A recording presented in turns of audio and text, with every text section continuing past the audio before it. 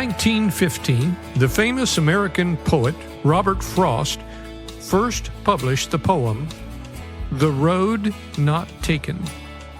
Over the years, the closing lines of this poem have taken on a meaning not intended by the author. If one hears only the last lines, the conclusion would speak of rugged and fearless individualism. One would hear the call to be different for the sake of being different, as if being different was itself a virtue. It would be interesting to take a survey asking people the title of a famous poem written by Robert Frost about a road. Of course, to my knowledge, that survey hasn't been conducted, so my conclusions as to the results is mere speculation. But if you wouldn't mind, I would like to make a prediction.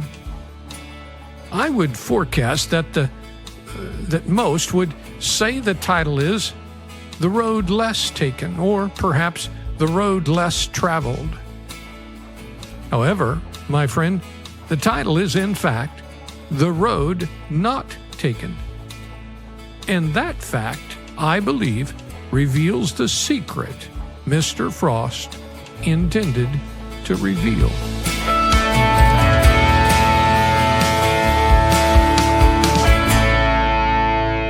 Welcome to the Encounter Life podcast. I am Pastor Kurt Ritchie, and I want to welcome you to this episode.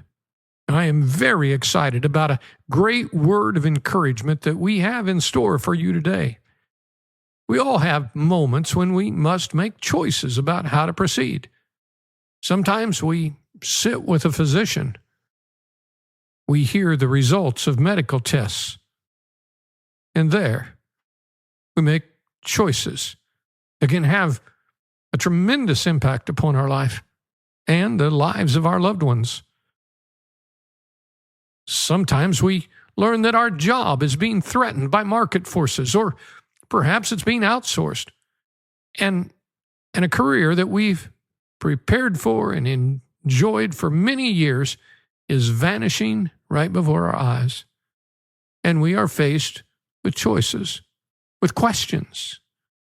Where do I go from here? Sometimes, on the other hand, the roads that lie before us are the result of happy and blessed circumstances. The question, however, remains the same. Where do I go from here? Sometimes God is leading us to what the Apostle Paul calls the upward call in Christ Jesus. And in the words of poet Robert Frost, you would be sorry you could not travel both. Given such a choice, Lord, where do I go from here?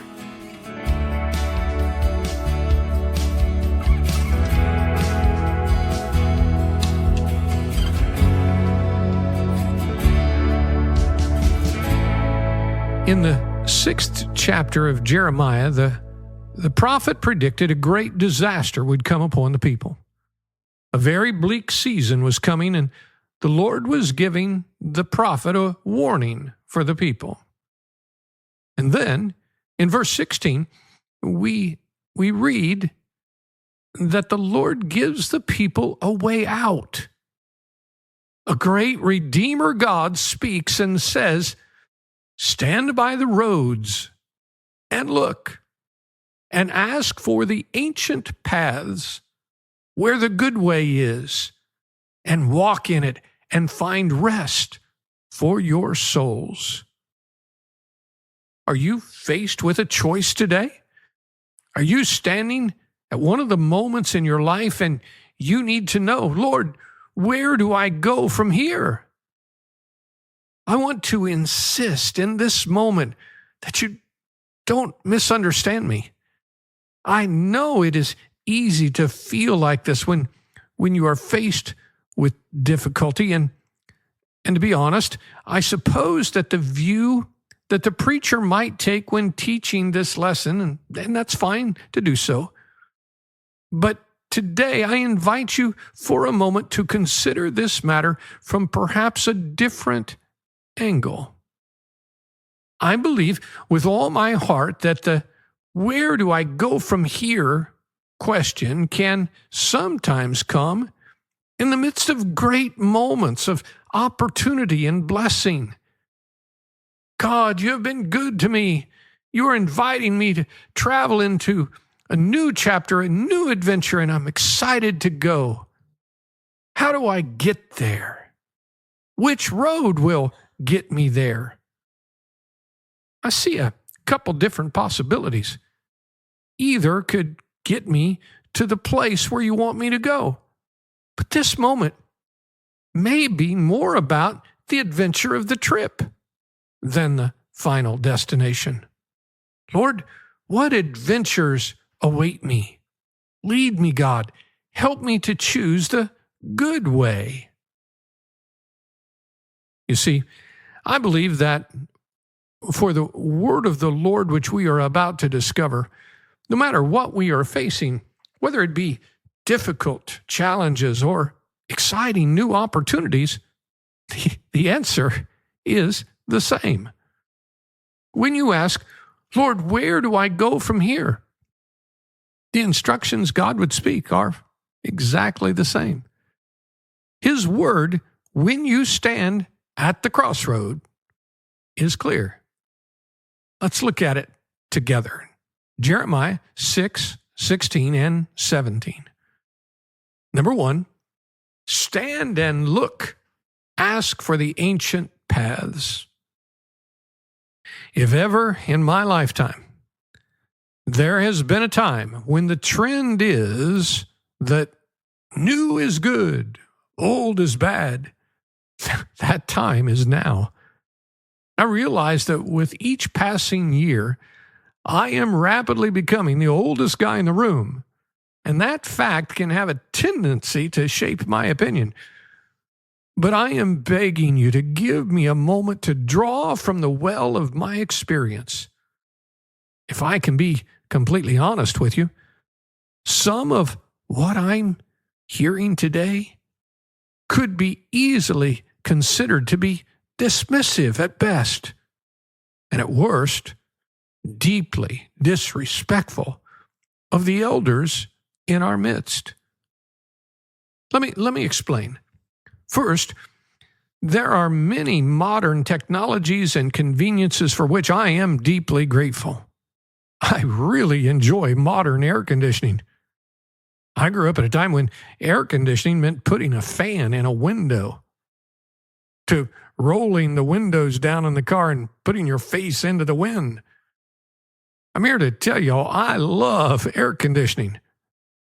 Likewise, I am profoundly grateful for advanced medical technologies. If it were not for those remarkable technologies, I would very likely not be here, sitting behind this microphone today. New things can be awesome. They can be great. However, sometimes we need to, according to Jeremiah, look and ask, at least ask about the ancient paths. In a culture that updates itself about every 15 minutes, perhaps we should stand still for a moment and at the very least consider what path our grandparents were on. Ancient used to mean something that happened centuries ago. Today, ancient means last month. What point am I trying to make? It is simply this. Not everything old is good, and not everything new is bad, nor the other way around. Jeremiah simply tells us not to dismiss the ancient path before we've taken a moment to ask, where does it lead?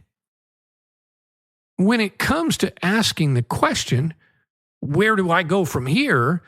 A person would be a fool to ignore an ancient path in favor of a new and untested path, when in fact the Lord may very well be advising us to ask about the path that our elders followed.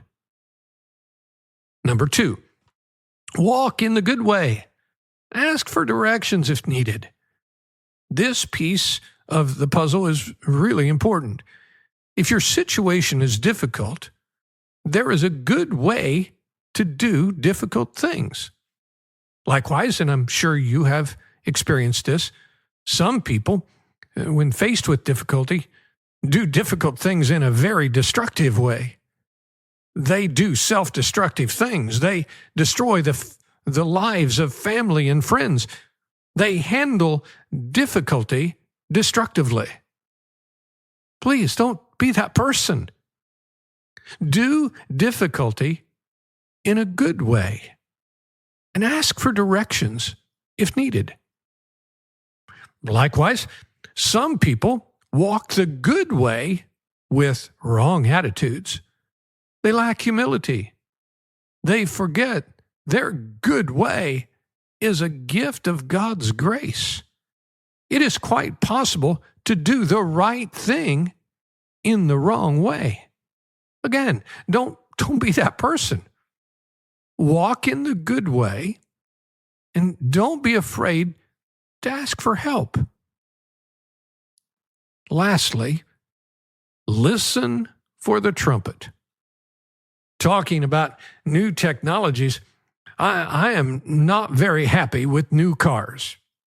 Oh, I'm a big fan of electronic fuel injection over ancient distributors, points that needed adjusted and carburetors that needed rebuilt. Oh, disc brakes are a far superior technology to drum brakes. However, I once was driving a rental vehicle, a large SUV. I was actually driving from Orlando to Clearwater. And I was unaware of the lane assist feature. That was until suddenly an alarm went off and the driver's seat began vibrating in places that I didn't expect or appreciate. What demented automotive engineer sitting in a cubicle in Detroit decided that would be a good idea? I'm sorry. I kind of fell off the truck for a moment. Where was I? I remember. Listen for the trumpet. After we have investigated the possibility of choosing an ancient path, and we have inquired about the good way, and have figured out how to travel that path in a good way, we are to listen for the trumpet, for the alarms. Know that God will set watchmen along the path He wants you to take. These watchmen are trumpeters. They sound the alarm when dangers are present and when you may unintentionally begin to drift off the road. These trumpeters can be real lifesavers. However, here is my concern. Sometimes our cars are filled with so much noise, music, phone calls, and even podcasts. And our vehicles have such great sound insulation that we don't hear the sirens that surround us. This can be a very dangerous matter.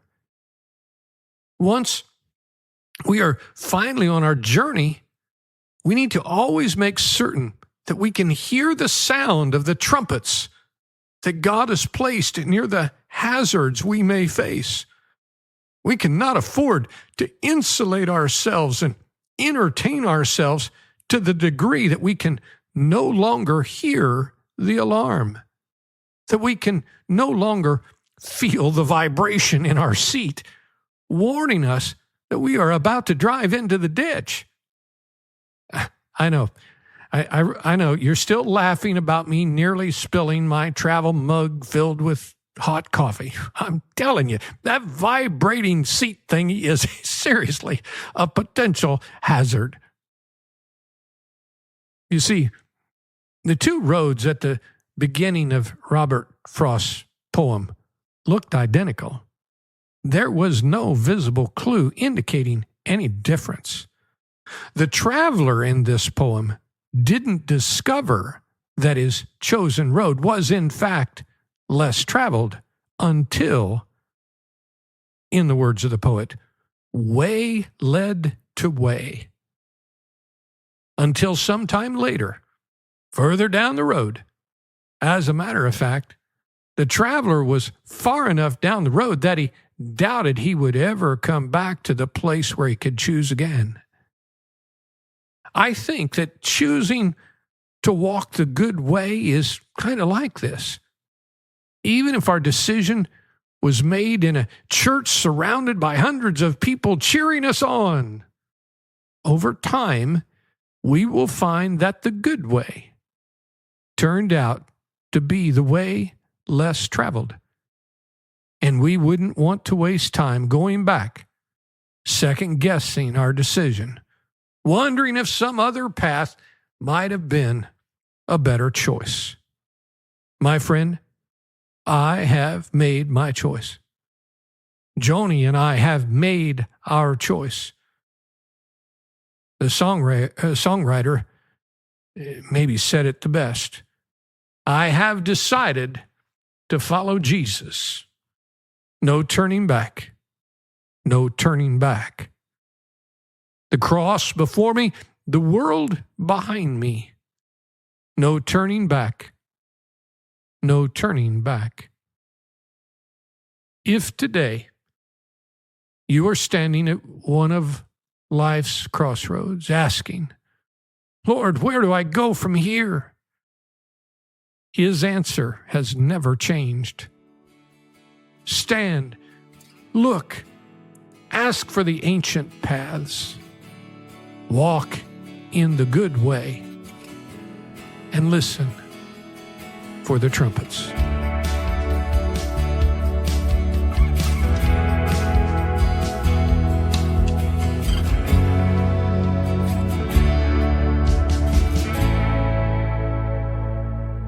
Thanks for spending a few minutes with us today. I encourage you to set aside the things that hinder you and run with endurance the race marked out for you, fixing your eyes on Jesus, the one who is the beginning and the continuing focus of our faith. Know that God is for you, and He is the rewarder of those who will seek after Him. It is God who has a celebration planned for you at the end of the road that eye has not seen, nor ear heard, nor has it even entered into our imaginations how great and spectacular it will truly be. Until then, I'm going to keep on singing. And I invite you to come along with me on this grand and fabulous journey. Remember, friends, one encounter with Jesus can change everything.